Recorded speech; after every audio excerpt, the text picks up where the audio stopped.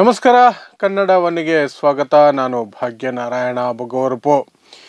ಸೋಮಾರಿಗಳೆಲ್ಲ ಕೂತ್ಕೊಂಡು ದೇಶದ್ರೋಹದ ಕೆಲಸನ ಮಾಡ್ತಿರ್ತಾರೆ. ಅಂತಹ ದೇಶದ್ರೋಹದ ಕೆಲಸಗಳಲ್ಲಿ ಅತಿ ದೊಡ್ಡ ದೇಶದ್ರೋಹ ಅಂದರೆ ಅದು ಯಾವುದೇ ದೇಶ ಆಗಿರಲಿ, ಅದು ಆ ದೇಶದ ಸಂವಿಧಾನವನ್ನೇ ಧಿಕ್ಕರಿಸೋದು ಮತ್ತು ಆ ಸಂವಿಧಾನವನ್ನು ಬದಲಾಯಿಸ್ತೀವಿ, ಅದು ಜಾರಿಯಲ್ಲಿರುವಾಗಲೇ ಇನ್ನೊಂದು ಯಾವುದೋ ಸಂವಿಧಾನವನ್ನು ತಗೊಂಡು ಬರ್ತೀವಿ, ಅದು ಸಹ ಒಂದು ಸಮುದಾಯವನ್ನು ದ್ವೇಷ ಮಾಡುವ ಅಂಶಗಳನ್ನು ಬಹಿರಂಗಪಡಿಸ್ತಾ ಒಂದು ಸಂವಿಧಾನವನ್ನು ನಾವು ಸಿದ್ಧ ಮಾಡಿಬಿಟ್ಟಿದ್ದೀವಿ ಅಂತ ಘೋಷಣೆ ಮಾಡೋದು. ಅಂತಹ ಒಂದು ನೀಚ ಕೆಲಸವನ್ನು ಈಗ ಹಿಂದುತ್ವದ ಹೆಸರಿನಲ್ಲಿ ಒಂದಷ್ಟು ಜನ ಮಾಡೋಕ್ಕೆ ಹೊರಟಿದ್ದಾರೆ. ಅವರ ಪ್ರಕಾರ ಹಿಂದೂ ರಾಷ್ಟ್ರಕ್ಕೆ ಸಂವಿಧಾನವನ್ನು ಸಿದ್ಧ ಮಾಡಿಬಿಟ್ಟಿದ್ದಾರಂತೆ. ಶಂಕರಾಚಾರ್ಯ ಸ್ಥಾಪಿಸಿದಂತಹ 4 ಮಠಗಳಲ್ಲಿ ಅದನ್ನು ಒಪ್ಪಿಗೆ ಪಡ್ಕೊಂಡಿದ್ದಾರಂತೆ. ಫೆಬ್ರವರಿ 3ನೇ ತಾರೀಕು ದೇಶದ ಮುಂದೆ ಅದನ್ನು ಇಡ್ತಾರಂತೆ. ಆ ನಂತರ ಅದನ್ನು ಸರ್ಕಾರಕ್ಕೆ ಕೊಡ್ತಾರಂತೆ ಅಮಲು ಮಾಡೋದಕ್ಕೆ. ಸರ್ಕಾರ ಅದನ್ನು ತೆಗೆದುಕೊಂಡು ಏನಾದರೂ ಬಾಯಿ ತುಟಿ ಬಿಚ್ಚಬೇಕಲ್ಲ, ಆಗ ಅದರ ನೀಚತನ ಹೊರಗೆ ಬರುತ್ತೆ. ಏನಿದು ಅಂದರೆ 2022ರಲ್ಲಿ ಒಂದಷ್ಟು ಜನ ಶತಮಾನಗಳಿಂದ ನಮ್ಮದೇ ಎಲ್ಲವೂ, ಬೇರೆ ಯಾರೂ ವಿದ್ಯಾಭ್ಯಾಸ ಕಲಿಯೋ ಹಾಗಿಲ್ಲ, ಎಲ್ಲರೂ ನಮ್ಮ ಗುಲಾಮರು ಅಂತ ಹೇಳ್ಕೊಂಡೇ ಬರ್ತಿರುವಂತಹ ಗಂಟೆ, ಜಾಗಟೆ, ತಟ್ಟೆ ಇದನ್ನು ಮುಂದಿಟ್ಕೊಂಡು ತಮ್ಮ ಜೀವನವನ್ನು ನಡೆಸ್ಕೊಂಡು ಬರ್ತಿರುವಂತಹ, ಯಾವುದೇ ರೀತಿಯಾದಂತಹ ಮೈ ಬಗ್ಗಿಸ್ತೇನೆ, ಒಂದು ಹನಿ ಬೆವರು ಸುರಿಸ್ತೆ ಎಲ್ಲ ಸುಖಗಳನ್ನು, ಎಲ್ಲ ಆಸ್ತಿ ಸಂಪತ್ತನ್ನು ಪಡ್ಕೊಂಡು ಬರ್ತಾ ಇರುವಂತಹ ಸಮುದಾಯ ಮತ್ತು ತನ್ನ ಜೊತೆಯಲ್ಲೇ ಬದುಕ್ತಾ ಇರುವ ವ್ಯಕ್ತಿಗಳನ್ನು, ಮನುಷ್ಯರನ್ನು ಮುಟ್ಟಲ್ಲ, ಅವರು ಅಸ್ಪೃಶ್ಯರು, ಅವರು ಹೀಗೆ ಹಾಗೆ ಅಂತೆಲ್ಲ ಶೋಷಣೆ ಮಾಡುವ ಸಮುದಾಯಕ್ಕೆ ಸೇರಿದಂತಹ ಜನ ಎಲ್ಲ ಸೇರಿಕೊಂಡು ಗುಂಪು ಕೊಡ್ಕೊಂಡು ಒಂದು ನಿರ್ಧಾರಕ್ಕೆ ಬರ್ತಾರೆ. ಏನಂದರೆ, ಹಿಂದೂ ರಾಷ್ಟ್ರ ನಿರ್ಮಾಣಕ್ಕೆ ನಾವು ಪಣ ತೊಟ್ಟಿದ್ದೀವಿ, ಈ ದೇಶವನ್ನು ಹಿಂದೂ ದೇಶ ಮಾಡ್ತೀವಿ, ಹಿಂದೂ ರಾಷ್ಟ್ರ ಮಾಡ್ತೀವಿ, ಅದಕ್ಕೆ ಒಂದು ಸಂವಿಧಾನವನ್ನು ಸಿದ್ಧ ಮಾಡೋದಕ್ಕೆ ಒಂದು ಸಮಿತಿಯನ್ನು ನೇಮಿಸಿದ್ದೀವಿ ಅಂತ 2022ರಲ್ಲಿ ಘೋಷಣೆ ಮಾಡ್ಕೊಳ್ತಾರೆ ಅವರು. ಅದು ಈಗ ಆ ಸಮಿತಿ ಸಾಕಷ್ಟು ಶ್ರಮ ಪಟ್ಟಿದೆಯಂತೆ. ಪಾಪ, ದೇಶದ್ರೋಹದ ಕೆಲಸ ಮಾಡೋಕ್ಕೆ ಶ್ರಮ ಪಟ್ಟಿದ್ದಾರಂತೆ. ಆ ಶ್ರಮದ ಮೂಲಕ ಒಂದು ಸಂವಿಧಾನವನ್ನು, ಹಿಂದೂ ರಾಷ್ಟ್ರದ ಸಂವಿಧಾನವನ್ನು ಸಿದ್ಧ ಮಾಡ್ಕೊಂಬಿಟ್ಟಿದ್ದಾರಂತೆ. ಆ ಸಂವಿಧಾನವನ್ನೇ ಈಗ ಫೆಬ್ರವರಿ 3ನೇ ತಾರೀಕು ಹೊರಗೆ ತರ್ತಾರೆ. ಹಾಗಾದರೆ ಈ ದೇಶದ್ರೋಹದ ಈ ಸಂವಿಧಾನ ಅಂತ ಅವ್ರು ಏನು ಕರೀತಾ ಇದ್ದಾರೆ, ಅದನ್ನು ನಾನು ಬಂಡಲ್ ಅಂತ ಕರಿತೀನಿ, ಕ್ರೌರ್ಯ ಅಂತ ಕರಿತೀನಿ, ಅಮಾನವೀಯ ಅಂಶಗಳಿಗೆ ಅಥವಾ ಅಮಾನವೀಯವಾದಂತಹ ಅಸ್ಪೃಶ್ಯತೆಯನ್ನು ಮರು ಹೇರಿಕೆ ಮಾಡೋದಕ್ಕೆ ಈ ದೇಶದ ಮೇಲೆ ನಡೆಸ್ತಾ ಇರುವ ಸಂಚು ಅಂತ ಕರಿತೀನಿ. ಅದರಲ್ಲಿ ಏನೇನಿದೆ, ಏನಿವರು ಮಾಡೋಕ್ಕೆ ಹೊರಟಿರೋದು, ಅದರಲ್ಲಿ ಏನು ಅಂಶಗಳಿದೆ ಅನ್ನೋದ್ರ ಬಗ್ಗೆ ನಿಮಗೆ ಹೇಳುವಂತಹ ಪ್ರಯತ್ನ ಮಾಡ್ತೀನಿ. ಅವರ ಪ್ರಕಾರ ಆ ಸಂವಿಧಾನವನ್ನು ಮನುಸ್ಮೃತಿ, ಯಾವ ಮನುಸ್ಮೃತಿ, ಮನುಷ್ಯನ ನಡುವೆ ಭೇದ ಮಾಡುವಂತಹ ಮನುಸ್ಮೃತಿ, ಯಾವ ಮನುಸ್ಮೃತಿ, ಅಂಬೇಡ್ಕರ್ ಬಹಿರಂಗವಾಗಿ ಸುಟ್ಟು ಹಾಕಿದ ಮನುಸ್ಮೃತಿ, ಆ ಮನುಸ್ಮೃತಿಯಿಂದ ಅಂಶಗಳನ್ನು ತಗೊಂಡಿದ್ದಾರಂತೆ. ರಾಮರಾಜ್ಯದ ಅಂಶಗಳನ್ನು ತೆಗೆದುಕೊಂಡಿದ್ದಾರಂತೆ ಮತ್ತು ಚಾಣಕ್ಯನ ಅರ್ಥಶಾಸ್ತ್ರದಿಂದ ಒಂದಷ್ಟು ಅಂಶಗಳನ್ನು ತೆಗೆದುಕೊಂಡು ಇದನ್ನು ಸನಾತನ ಧರ್ಮದ ಆಧಾರದ ಮೇಲೆ ಒಂದು ಸಂವಿಧಾನವನ್ನು ರಚನೆ ಮಾಡಿದ್ದಾರಂತೆ. ಇವರು ಧೈರ್ಯ ನೋಡ್ರಿ, ಎಂಥ ನೀಚತನವನ್ನು ಎಷ್ಟು ಧೈರ್ಯವಾಗಿ ಮಂಡಿಸ್ತಾರೆ ಅಂತ. ಯಾವೆಲ್ಲ ಅಂಶಗಳನ್ನು ಇಟ್ಕೊಂಡು ಒಂದು ಸಮುದಾಯವನ್ನು 90% ಆಫ್ ದಿ ಪಾಪ್ಯುಲೇಷನ್, 90% ಜನರನ್ನು ಶೋಷಣೆ ಮಾಡ್ಕೊಂಡು ಬರ್ತಿದ್ರು, ಆ ನೀಚತನವನ್ನೇ ಮುಂದಿಟ್ಕೊಂಡು ಈಗ ಮತ್ತೆ ಅದನ್ನು ಜಾರಿ ಮಾಡ್ತೀವಿ ಅಂತ ಹೇಳ್ತಾರೆ. ಆದರೆ ಸರ್ಕಾರ ಬಾಯಿ ಮುಚ್ಕೊಂಡಿರೋದು ಬಿಡಿ, ಅವರ ಗುಲಾಮಗಿರಿಯಲ್ಲಿರುತ್ತೆ. ಇದೆಂಥ ನೀಚತನ, ಎಂಥ ದೇಶದ್ರೋಹದ ಕೆಲಸ.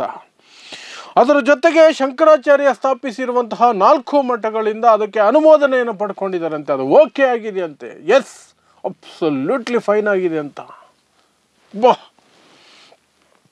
ಅದರಲ್ಲಿ ಮುಖ್ಯವಾಗಿರುವಂತಹ ಅಂಶಗಳೇನು ಗೊತ್ತಾ, ಅದರಲ್ಲಿ ಎಲೆಕ್ಷನ್ ಆದರೆ ಏನಾಗಬೇಕು ಅನ್ನೋದು.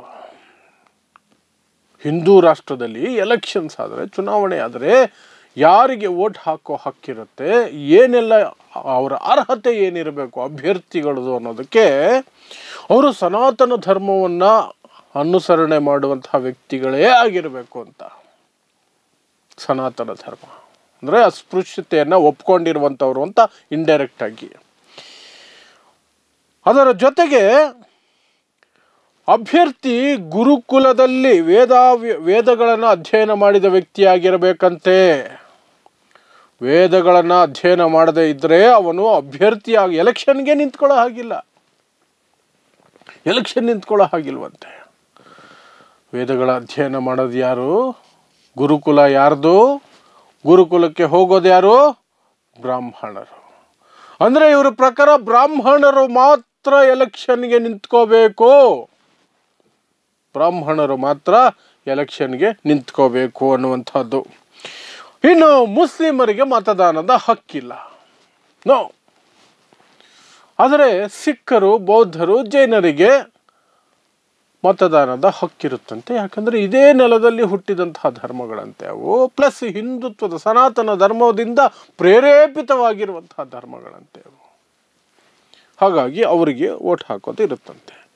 ಮತ್ತು ಇನ್ನೆಲ್ಲ ಏನು ಬದಲಾವಣೆಗಳು ಮಾಡ್ತಾರೆ ಮುಖ್ಯವಾಗಿ ಇವರು ಅಂದರೆ, ಇಂಗ್ಲೀಷ್ ಶಿಕ್ಷಣವನ್ನು ಸಂಪೂರ್ಣವಾಗಿ ತೆಗೆದು ಬಿಸಾಕ್ತಾರಂತೆ. ಎಲ್ಲ ಇಂಗ್ಲೀಷ್ ಶಾಲೆಗಳನ್ನು ವಶಪಡಿಸಿಕೊಂಡು ಗುರುಕುಲಗಳನ್ನಾಗಿ ಮಾರ್ಪಾಡು ಮಾಡ್ತಾರಂತೆ.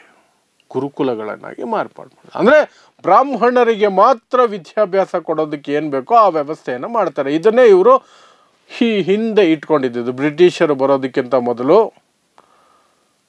ಅವರು ಮಾತ್ರ ಓದಬೇಕು, ಅವ್ರಿಗೂ ಮಾತ್ರ ಸ್ಕೂಲು, ಅವ್ರಿಗೂ ಮಾತ್ರ ವಿದ್ಯಾಭ್ಯಾಸ, ಶಿಕ್ಷಣ, ಅವರಿಗೆ ಮಾತ್ರ ನೌಕರಿ, ಒಳ್ಳೆ ನೌಕರಿ, ಮಿಕ್ಕವರೆಲ್ಲ ಗುಲಾಮಗಿರಿ ಮಾಡ್ತಾ ಸಾಯಬೇಕು.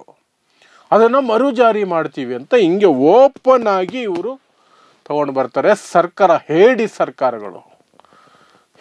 ಸರ್ಕಾರಗಳು ಇಂತಹ ದೇಶದ್ರೋಹದ ಕೃತ್ಯಕ್ಕೆ ಇವರು ಮುಂದಾಗಿದ್ದರೂ ಸಹ ಯಾವುದೇ ಕ್ರಮ ಇಲ್ಲ.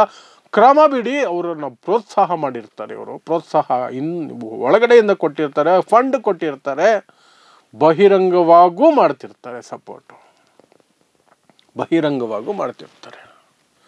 ಈ ಹಿಂದೂ ರಾಷ್ಟ್ರ ಅನ್ನೋದಿದೆಯಲ್ಲ, ಹಿಂದೂ ರಾಷ್ಟ್ರ ಅನ್ನೋದು ಅದೇ ಒಂದು ದೊಡ್ಡ ದ್ರೋಹ. ಬಾಬಾ ಸಾಹೇಬ್ ಅಂಬೇಡ್ಕರ್ ಅದ್ರ ಬಗ್ಗೆ ಸ್ಪಷ್ಟವಾಗಿ ಹೇಳಿದ್ದಾರೆ. ಯಾವಾಗ ಈ ಹೇಡಿ ಸಾವರ್ಕರ್ ಇನ್ನು ಸಂಘ ಪರಿವಾರದ ವಿಷ ತಯಾರಿಸ್ತಾ ಇದ್ದಂತಹ ಫ್ಯಾಕ್ಟ್ರಿಗಳ ಓನರ್ಗಳಾಗಿದ್ದಂತಹ ಹೆಗ್ಡೆವಾರ್ ಅಂತವರು, ಅವರೆಲ್ಲ ಯಾವಾಗ ಹಿಂದೂ ರಾಷ್ಟ್ರದ ಬಗ್ಗೆ ಮಾತಾಡ್ತಾರೋ ಆಗ ಬಾಬಾ ಸಾಹೇಬ್ ಅಂಬೇಡ್ಕರ್ ಅವರು ಸ್ಪಷ್ಟವಾಗಿ ಹೇಳಿದ್ದಾರೆ, ಹಿಂದೂ ರಾಷ್ಟ್ರ ವಾಸ್ತವವಾಗಿ ಬಿಟ್ಟರೆ ಅದು ಅತಿ ದೊಡ್ಡ ವಿಪತ್ತಾಗುತ್ತದೆ ಈ ದೇಶಕ್ಕೆ. ಹಿಂದೂ ರಾಷ್ಟ್ರ ಏನಾದರೂ ಸ್ಥಾಪನೆ ಆಗತ್ತೆ ಅನ್ನೋದಾದರೆ ಅದು ಅತಿ ದೊಡ್ಡ ವಿಪತ್ತಾಗುತ್ತೆ. ಇಲ್ಲಿಯವರೆಗೆ ಈ ದೇಶಕ್ಕೆ ಬಂದಂತಹ ಎಲ್ಲ ಕಂಟಕಗಳಿಗಿಂತ ದೊಡ್ಡ ಕಂಟಕ ಆಗುತ್ತೆ ಅಂತ ಹೇಳ್ತಾರೆ. ಅದರ ಜೊತೆಗೆ ಬಾಬಾ ಸಾಹೇಬರು ಹೇಳುವಂತಹದ್ದು, ಹಿಂದೂ ರಾಷ್ಟ್ರವೆಂದರೆ ಸ್ವಾತಂತ್ರ್ಯ, ಸಮಾನತೆ ಮತ್ತು ಬಂಧುತ್ವಗಳಿಗೆ ಎದುರಾಗುವ ಅಪಾಯ. ನಿಮಗೆಲ್ಲ ಗೊತ್ತೇ ಇದೆ, ಇವರು ಜಾತಿ ವ್ಯವಸ್ಥೆ ಹೆಸರಿನಲ್ಲಿ ಒಬ್ಬರನ್ನೊಬ್ಬರು ಹತ್ತಿರ ಸೇರಿಸ್ಕೊಳ್ಳಂಗಿಲ್ಲ, ಒಬ್ಬರಿಗೊಬ್ಬರು ದೂರನೇ ಇರಬೇಕು, ಒಬ್ಬರನ್ನೊಬ್ಬರು ಮನುಷ್ಯರಂತೆ ನೋಡೋ ಹಾಗಿಲ್ಲ, ಶ್ರೇಣೀಕೃತ ಸಮಾಜ, ಎಲ್ಲವೂ ಸಹ ಕಂಟಕ ಆಗತ್ತೆ ಅಂತ ಬಾಬಾ ಸಾಹೇಬರು ಹೇಳ್ತಾರೆ. ಕೊನೆಯದಾಗಿ ಬಾಬಾ ಸಾಹೇಬರು ಹಿಂದೂ ರಾಷ್ಟ್ರದ ಬಗ್ಗೆ ಹೇಳ್ತಾರೆ, ಹೀಗಾಗಿ ಸರ್ವ ಪ್ರಯತ್ನಗಳನ್ನು ಮಾಡಿ ಹಿಂದೂ ರಾಷ್ಟ್ರ ವಾಸ್ತವಕ್ಕೆ ಬರದಂತೆ ತಡೆಯಬೇಕಾಗಿದೆ. ಹಿಂದೂ ರಾಷ್ಟ್ರ ಆಗದೇ ಇರೋದಕ್ಕೆ ಏನೆಲ್ಲ ಮಾಡಬೇಕೋ ಎಲ್ಲವನ್ನೂ ಮಾಡಬೇಕಾಗಿದೆ ಅಂತ ಬಾಬಾ ಸಾಹೇಬರು ಸ್ಪಷ್ಟವಾಗಿ ಬರೆದಿಟ್ಟಿದ್ದಾರೆ. ಬಾಬಾ ಸಾಹೇಬರು ಸುಟ್ಟು ಹಾಕಿದ ಮನುಸ್ಮೃತಿಯನ್ನು ತಗೊಂಡು ಬಂದು ಬಾಬಾ ಸಾಹೇಬರು ಹೇಳಿದಂತಹ ಹಿಂದೂ ರಾಷ್ಟ್ರ ಅನ್ನುವಂತಹದ್ದು ಮನುಕುಲಕ್ಕೆ ಆಘಾತಕಾರಿಯಾದಂತಹದ್ದು ಅನ್ನೋದನ್ನು ಸೈಡ್ಗೆ ತಳ್ಳಿ ಇವರು ಹಿಂದೂ ರಾಷ್ಟ್ರ ಹೊರಟಿದ್ದಾರಂತೆ. ಸಂವಿಧಾನ ಅಲ್ಲಿ ಮೀಸಲಾತಿ ಇರಲ್ಲ. ಯಾಕೆಂದರೆ ಅವರ ಪ್ರಕಾರ ಕೇವಲ ಬ್ರಾಹ್ಮಣ ಸಮುದಾಯಕ್ಕೆ ಮಾತ್ರ ಎಲ್ಲ ಸವಲತ್ತುಗಳು ಸಿಗಬೇಕು. ಮನುಸ್ಮೃತಿಯಲ್ಲಿ ಇರೋದು ಅದೇನೆ. ಇನ್ನು ಕ್ಷತ್ರಿಯರು, ವೈಶ್ಯರು, ಒಂದಷ್ಟು ಅನುಕೂಲಗಳನ್ನು ಅನುಭವಿಸ್ಬೋದು. ಶೂದ್ರರು ಗುಲಾಮಗಿರಿ ಮಾಡ್ಕೊಂಡಿರಬೇಕು. ಇನ್ನು ಅಸ್ಪೃಶ್ಯ ಸಮುದಾಯ, ದಲಿತ ಸಮುದಾಯ ನಾಯಿಗಿಂತ ಕಡೆಯಾಗಿ ಕಕ್ಕಸ್ ತೊಳ್ಕೊಂಡು ಬೀದಿ ಗುಡಿಸ್ಕೊಂಡು ಎಲ್ಲೋ ದೂರದಲ್ಲಿ ಗುಡಿಸ್ಲಲ್ಲಿ ನರಳಿ ಸಾಯಬೇಕು. ಅವರು ಹೊಡೆದರೆ ಹೊಡೆಸ್ಕೋಬೇಕು, ಅವರು ಮೈ ಮೇಲೆ ಬಿದ್ದು ಹೆಣ್ಣುಮಕ್ಕಳನ್ನು ರೇಪ್ ಮಾಡಿದ್ರೆ ರೇಪ್ ಮಾಡಿಸ್ಕೋಬೇಕು, ಏನು ಶಿಕ್ಷೆ ಕೊಟ್ಟರು ಅನುಭವಿಸ್ಬೇಕು. ಸ್ಕೂಲ್ ಕಡೆ ತಲೆ ಹಾಕಬಾರ್ದು, ವಿದ್ಯಾಭ್ಯಾಸ ಇರಬಾರ್ದು, ಎಂಥದ್ದು ಇರಬಾರ್ದು. ಇದು ಇವರ ಧರ್ಮ. ಆ ಧರ್ಮದ ಆಧಾರದ ಮೇಲೆ ಒಂದು ರಾಷ್ಟ್ರ ಅಂತೆ, ಅದಕ್ಕೊಂದು ಸಂವಿಧಾನ ಅಂತೆ. ಎಂತಹ ನೀಚತನ ಇದು! ದೇಶದ್ರೋಹ ಅಲ್ವಾ? ಒಬ್ಬನೇ ಒಬ್ಬ ಇದನ್ನು ದೇಶದ್ರೋಹ ಅಂತ ಕರಿತಾ ಇದ್ದಾನೆ ಮಾಧ್ಯಮದಲ್ಲಿ. ಒಬ್ಬನೇ ಒಬ್ಬ ರಾಜಕಾರಣದಲ್ಲಿ ಇದನ್ನು ದೇಶದ್ರೋಹ ಅಂತ ಕರಿತಾ ಇದ್ದಾನೆ, ಇನ್ಕ್ಲೂಡಿಂಗ್ ಕಾಂಗ್ರೆಸ್ಗೂ ಧೈರ್ಯ ಇಲ್ಲ. ಎಷ್ಟು ಲುಚ್ಚತನ ನೋಡ್ರಿ, ಎಷ್ಟು ಲುಚ್ಚತನ ನೋಡಿ. ಅದೇ ಯಾರಾದರೂ ಒಬ್ಬ ಬಂದು ಈ ದೇಶವನ್ನು ಇಸ್ಲಾಮಿಕ್ ರಾಷ್ಟ್ರ ಮಾಡ್ತೀವಿ, ಮುಸ್ಲಿಂ ರಾಷ್ಟ್ರ ಮಾಡ್ತೀವಿ, ಅದಕ್ಕೆ ಒಂದು ಸಮಿತಿ ಮಾಡಿ ಸಂವಿಧಾನನ ಸಿದ್ಧ ಮಾಡ್ತಿದ್ದೀವಿ ಅಂದ್ಬಿಟ್ಟಿದ್ರೆ ಏನೆಲ್ಲ ಆಗೋಗ್ಬಿಟ್ಟಿರೋದು ಇಷ್ಟೊತ್ತಿಗೆ ಈ ದೇಶದಲ್ಲಿ. ಅದೇ ಯಾರೋ ಒಬ್ಬ ಬಂದು ಈ ದೇಶವನ್ನು ನಾನು ಕ್ರೈಸ್ತ ರಾಷ್ಟ್ರ ಮಾಡ್ತೀನಿ, ಅದಕ್ಕೆ ಸಂವಿಧಾನ ಮಾಡೋದಕ್ಕೆ ನಾವು ಒಂದು ಸಮಿತಿ ರಚನೆ ಮಾಡಿದ್ದೀವಿ, ಕ್ರೈಸ್ತ ರಾಷ್ಟ್ರದ ಸಂವಿಧಾನ ಸಿದ್ಧ ಆಗ್ತಿದೆ ಅಂತ ಹೇಳಿದ್ದಿದ್ರೆ ಏನಾಗ್ತಿತ್ತು ಈ ದೇಶದಲ್ಲಿ? ಕ್ರೈಸ್ತ ಮುಸಲ್ಮಾನರು ಬಿಡ್ರಿ, ಬೌದ್ಧರು ಯಾರಾದರೂ ಬಂದಿರ, ಸಿಕ್ಕರು ಬಂದರೆ ಉಗ್ರವಾದಿಗಳು ಅಂತಿರಲ್ಲ, ಖಾಲಿಸ್ತಾನಿಗಳು ನೀವು ಅಂತ. ಅದೆಲ್ಲ ದೇಶದ್ರೋಹ ಆಗೋದಾದರೆ ಹಿಂದೂ ರಾಷ್ಟ್ರ ಅನ್ನೋದು ಯಾಕೆ ದೇಶದ್ರೋಹ ಆಗೋದಿಲ್ಲ? ಯಾರಪ್ಪನ ಮನೆ ಸ್ವತ್ತಿ ದೇಶ. ಯಾವುದೋ ಒಂದು ಸಮುದಾಯ ತಾನು ಮೈ ಬಗ್ಗಿಸ್ದೆ ಬಿಟ್ಟು ಬದುಕೋದಕ್ಕೆ, ಎಲ್ಲವನ್ನು ತಾನೇ ಅನುಭವಿಸೋದಕ್ಕೆ, ಇನ್ನೊಬ್ಬರ ಮೇಲೆ ಗುಲಾಮಗಿರಿಯ ಆಧಾರದ ಮೇಲೆ ಸವಾರಿ ಮಾಡೋದಕ್ಕೆ ಅವರು ಏನು ಹಲ್ಕಟ್ಟು ಕೆಲಸ ಮಾಡ್ತಿದ್ರೆ ಅದನ್ನು ದೇಶದ್ರೋಹ ಅಂತ ಕರಿಬಾರ್ದ? ದೇಶದ್ರೋಹದ ಕೇಸ್ ಹಾಕಬಾರ್ದ? ಎಂತಹ ನೀಚತನವನ್ನು ಇವರು ಪ್ರಚೋದನೆ ಮಾಡಿಕೊಡ್ತಿದ್ದಾರೆ. ಇದು ಎಲ್ಲಿಗೆ ಹೋಗಿ ಅಂತ್ಯ ಆಗುತ್ತೆ ಅಂದರೆ, ಈ ದೇಶದಲ್ಲಿ ಬಾಬಾ ಸಾಹೇಬ್ ಅಂಬೇಡ್ಕರರ ಸಂವಿಧಾನ ಇರೋವರೆಗೆ ಮಾತ್ರ ಇವರುಗಳಿಗೆ ಮುಲಾಜು. ಆ ಸಂವಿಧಾನವನ್ನೇನಾದರೂ ಪಕ್ಕಕ್ಕೆ ಸರಿಸುವಂತಹ ಪ್ರಯತ್ನಕ್ಕೆ ಕೈ ಹಾಕಿದ್ರೆ ಕೈ ಹಾಕಿದವರ ಅಸ್ತಿತ್ವವೇ ಇರೋದು ಅನುಮಾನ. ಅದಂತೂ ಬರೆದಿಟ್ಕೋಬೋದು, ಯಾರು ಬೇಕಾದ್ರೂ ಬರೆದಿಟ್ಕೋಬೋದು. ನೋಡ್ತಾ ಇರಿ ಸಮಾಜಕ್ಕಾಗಿ ಕನ್ನಡ 1 ನ್ಯೂಸ್.